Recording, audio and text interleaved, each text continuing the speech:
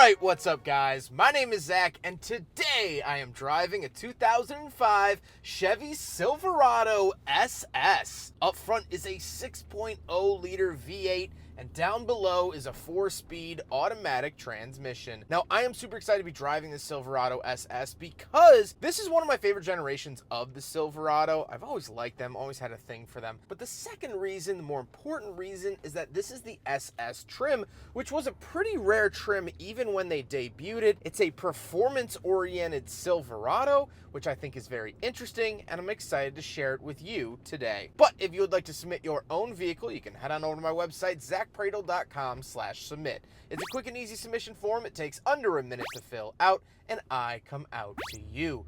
But let's get back to that 6.0 liter V8 under the hood. Well, it is the high output 6 liter that was also found in the Yukon Denali and the Cadillac Escalade of the same era, of which I actually have a 2005 Escalade video here on the channel if you're curious. The standard Silverado got the 5.3 liter, which isn't a bad engine by any means. It was just less powerful, and so when they decided to make the SS, they wanted to give it a little bit extra of a treatment. It makes 345 horsepower, which I think is a pretty good number, especially for a vehicle from 2005 and a pickup truck nevertheless. Like I said, paired to it is a 4-speed automatic transmission. Now for the SS, they did beef it up to the 4L65E, so it should have less transmission problems than a 4L60E, at least on paper, supposedly, but you could be the judge. Last but not least about the drivetrain, this is 4-wheel drive. However, if you do opt for the 2-wheel drive, which was offered for a few of the model years, you actually lost the rear disc brakes, so you had to stick with drums, and so it's nice to see that this is the 4-wheel. How does it feel to drive a 2005 Chevy Silverado SS? Well, it does have a nice healthy bump in power over the standard Silverado,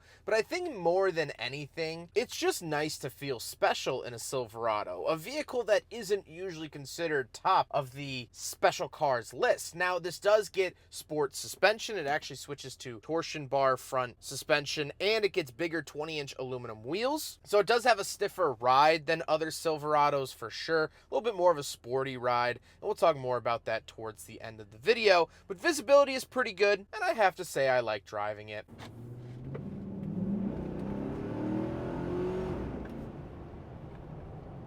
Not bad. With that stuff out of the way, let's talk about the interior. Well, in front of me, I have 7 gauges. Off to the left is my transmission temperature and tachometer. In the center is my speedometer. And off to the right, we have the oil pressure, battery voltage, fuel, and coolant temperature. On the steering wheel, on the left, we have our source voice commands and program, as well as our information buttons to the bottom left. And off to the right, we have seek and volume, and more information down to the bottom right. Off to the left, we do have a climate control vent, headlight switches, gauge dimmer switch, and our rear cargo light. And moving on to the door, we have our power mirrors, power windows, power locks, memory seat options, and heated seat options. So tons to love here on the door, and you get a little SS Silverado badge. Very, very cool to see that. Can't imagine how many of those are left. And down below, we do have the Bose speaker, so this was outfitted with a Bose stereo from the factory. Moving into the center, we do have our radio, CD player, tune, scroll, seek, things like that. I love this bluish greenish light that GM was using all throughout the 2000s. Feels very at home. And down below, we have the climate controls. Dual zone climate here. Very, very nice to see that. Another digital display as well, and of course some recirculating defrosters and things like that. Off to the right, we have an SS badge, and it says GM Performance Division. So very, very cool to see that. That does help out in making me feel special. Down below, we have a cigarette lighter and 12-volt outlet, along with some cubby space. And moving into the center, we do have more cubbies, some of which are cup holders. So we will do a big friggin' bottle test here in the Silverado SS, and I am very happy to report that it does, in fact, nearly perfectly fit the big friggin' bottle. Then we do get a center console, and before we talk about the seats, I do want to note that this does have a sunroof. So 2005 was actually the first model year to get a sunroof that was optional, which was really, really cool to see, and I think it adds nice light. It's very, very hard to find sunroofs in pickup trucks even today, unless you go to the very top trims, but back in 2005, this was not common at all. So it is very, very cool to see that. But let's talk about the seats. They are very comfortable, as all GM cars were in this era. I absolutely sink into them. The driver's seat is heated and memory. I love it. And we do get the nice SS badge stitched into the headrest, again, to remind you that you're driving something just a little special. However, speaking of seats, we do have back seats, so let's go do a back seat review. All right, so this does have these little half doors. So you have to open up the front door and then you can open up the back. And once we're in here, it's not super spacious or comfortable, but I do have my own vents back here. I am sort of straddling this front seat, but that's okay. It does have back seats. It's not a full 4-door, but if you need them, you can have them. Honestly, what a lot of people do is they just put a big speaker system back here, or they put their work stuff back here and call it a day, and that kind of seems like what it's for. Let's hop out. We'll take a quick look at the cargo bed, and then we'll talk about the looks. All right, we're on the back of the Silverado SS, and this is the 6.5-foot bed. Now, you could get Silverados of the era with longer beds, but the SS only came in this body configuration, so the half doors for the back seat and the 6.5-foot bed. Coming around the back here, we just have the simple standard tailgate. Nothing too crazy here beyond that. I just wanted to note that this was the only bed configuration you could get with the SS trim package. So here it is in all of its glory. It's a truck.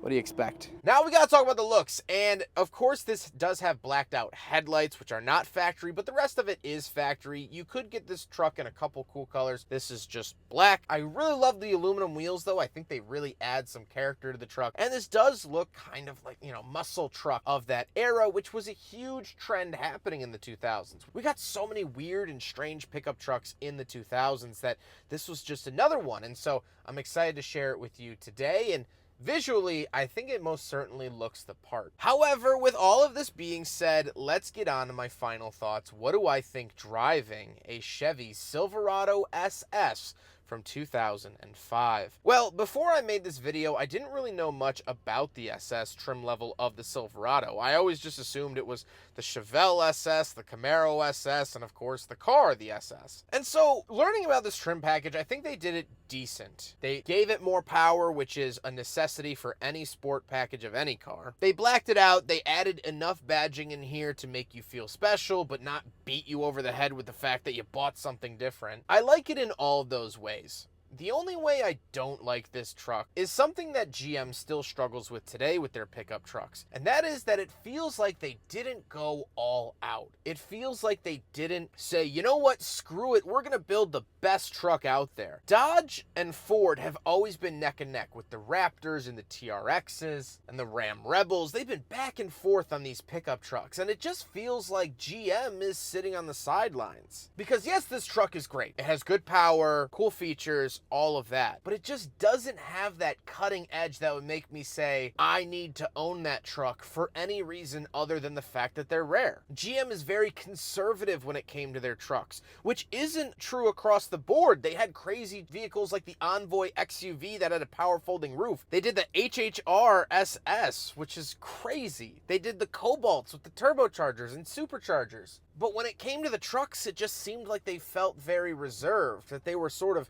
tight-lipped when making it. And so that's the only downside of this truck, because I feel like GM could have pushed it a little bit further. In this era, they were getting ready to do the C6 ZR1 with the supercharger, and I'm not saying this absolutely needed that engine, but I don't know. I just wish that GM would unleash their full potential into one pickup truck that they sell to the public. But alas, I won't let that smear the smile that's on my face here today with this Silverado SS. I really like it, man. And it's just a cool piece of GM history, even though it might not be the most hardcore. I hope you guys enjoyed the video. Huge thank you to Jake for letting me take out his Silverado SS. We're actually filming a couple vehicles here today. Jake has been absolutely wonderful to work with. I appreciate him fitting me into his schedule and filming some cars out here in Indiana. But I hope you guys enjoyed the video. Don't forget to rate the video, comment on the video, and subscribe if you really liked it. Take care, guys.